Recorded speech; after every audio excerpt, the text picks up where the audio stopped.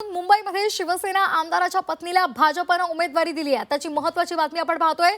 शिवसेना आमदाराच्या पत्नीला भाजपनं उमेदवारी दिली आहे।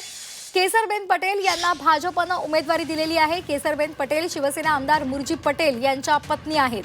केसरबेन भाजपच्या माजी नगरसेविका आहेत।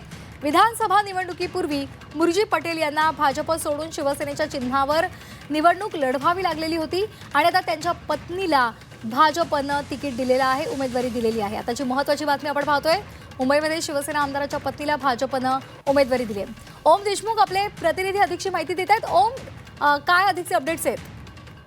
आता खरं तर शिवसेना आमदार मुरजी पटेल यांच्या पत्नी केसरबेन पटेल यांना भाजपकडून उमेदवारी मिळाल्याची एक बातमी आता समोर आली आहे। या संदर्भात त्यांना अधिकृतपणे एबी फॉर्म सुद्धा दिल्याचं कळतंय।